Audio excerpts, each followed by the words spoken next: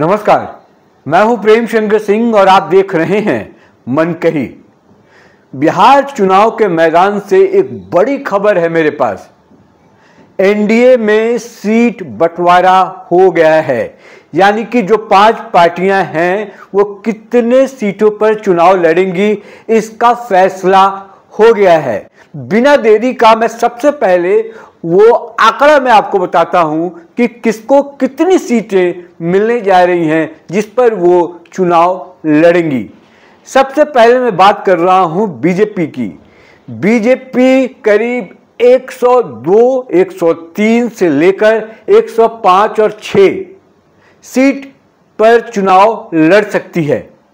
दूसरी तरफ जेडीयू भी करीब 102 से लेकर 106 सीट के बीच चुनाव लड़ सकती है, यानी कि बीजेपी करीब 100 से लेकर 105 के बीच में, जेडीयू भी लगभग कमोबेश वही है 100 से लेकर 105 तक।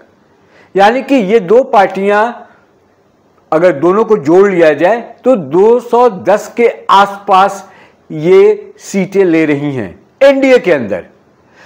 तीसरी जो बड़ी पार्टी है वो है एलजेपी रामविलास, यानी कि चिराग पासवान, जो पहले सीटों को लेकर बहुत सारे नखरे कर रहे थे, बहुत सारे अटकलबाजियां उनको लेकर चल रही थी कि वो ज़्यादा सीट मांग रहे हैं, कम सीट मांग रहे हैं, तो इन सब चीज़ों पर सारा विवाद जो था वो थम गया है और इनके लिए कहा जा रहा है कि ये 18 से लेकर 22 सीटें मिल सकती हैं, यानी कोई एक फिगर होगा लेकिन इसी के बीच में ये सीट इनको मिलेगा।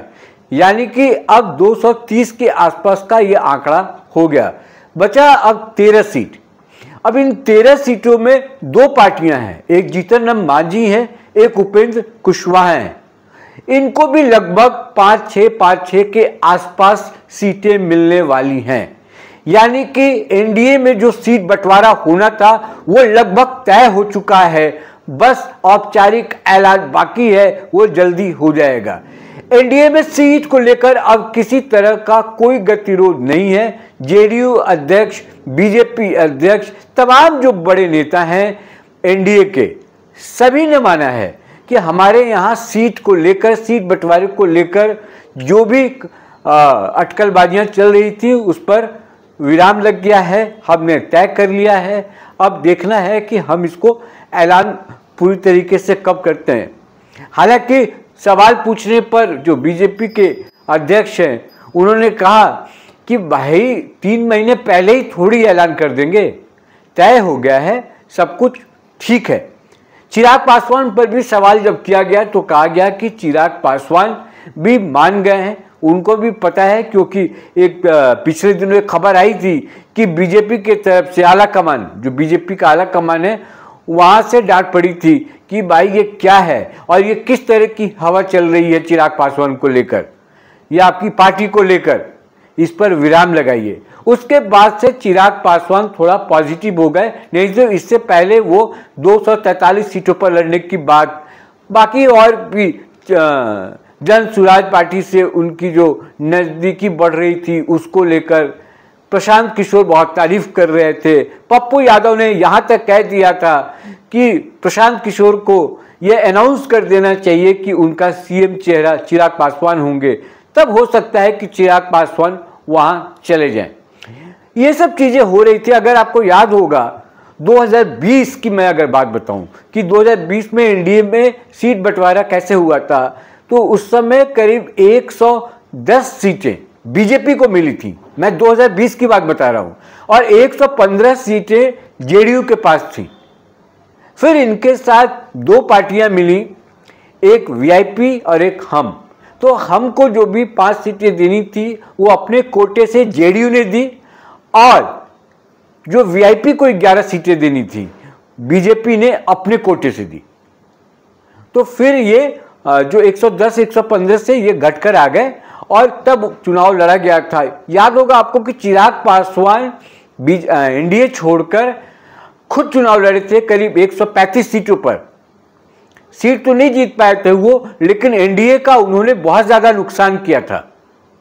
तो इस बार ये कहा जा रहा है कि अगर ये 5 पार्टियां एक साथ चुनाव अगर लड़ेंगी तो एनडीए को बढ़त और फायदा होगा।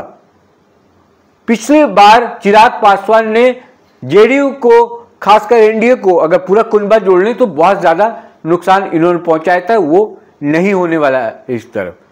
जब हम एनडीए सीट बंटवारे की बात कर रहे हैं तो थोड़ा सा जिक्र मैं महागठबंधन की भी कर दूं कि महागठबंधन में अभी सीट को लेकर बहुत कुछ सामने नहीं आ पाया, कुछ फाइनल नहीं हो पाया है। हालांकि ये कहा जा रहा है कि जो सीट मुकेश सहनी मांग रहे हैं वीआईपी के लिए, वो सीट उनको नहीं दी जाएगी क्योंकि वो वहां पर 60 सीटों का डिमांड कर रहे हैं। अब वो 60 सीट तो दे नहीं पाएगी आरजेडी या महागठबंधन। तो कहा यह जा रहा है कि कांग्रेस और आरजेडी की सेटिंग हो गई है और मुकेश सहनी को ठेंगा दिखा दिया गया है। तो महागठबंधन में अभी वो बेसिकली वो चुनाव आयोग से लड़ाई में लगे हुए हैं। उनको फुर्सत नहीं है कि सीट भी अलॉट करना है, उम्मीदवार भी तय करने हैं, कौन सी पार्टी को कितनी सीटें दी जानी है ये भी तय करना है। अभी लगता है उस पर ध्यान नहीं है। अभी चुनाव आयोग और लिस्ट को लेकर इनकी लड़ाई चल रही है। लेफ्ट भी हैं और भी कई पार्टियां हैं उसमें। तो इस वीडियो को बनाने के पीछे जो सबसे बड़ी वजह थी, ये वजह यही है कि मुझे बताना था आपको कि एनडीए में जो सीट फॉर्मूला था वो लगभग तय हो चुका है, बस उसका ऐलान बाकी है। बीजेपी 100 से लेकर 105 तक कुछ भी एक फिगर हो सकता है, चुनाव लड़ सकती है। जेडीयू भी कमोबेश 100 से लेकर 105, 18 से 22 सीटें कोई एक आंकड़ा होगा, वो है चिराग पासवान के लिए, और 5 से 6 सीटें जीतन राम मांझी और 5 से 6 ही सीट उपेंद्र कुशवाहा। ये है पूरा फॉर्मूला। यानी कि 5 जो पार्टियां हैं मेन पार्टी एनडीए में, ये उनके लिए सीट बंटवारा हो गया है, ऐलान होना बाकी है, इंतजार कीजिए। महागठबंधन में अभी इंतजार और लंबा चलने वाला है ऐसा लगता है, क्योंकि वहां पर अभी गतिरोध बना हुआ है। जैसे ही सीन क्लियर हो जाएगा, उम्मीदवारों को पता चल जाएगा, पार्टियों को पता चल जाएगा पहले कि हमारे पास इतनी सीटें हैं और इन सीटों पर इन उम्मीदवारों को टिकट देना है, तो चुनाव प्रचार में और तेजी देखने को मिलेगी। और जो बुखार है, चुनावी बुखार बिहार में, वो बढ़ने लगेगा, तापमान बढ़ने लगेगा।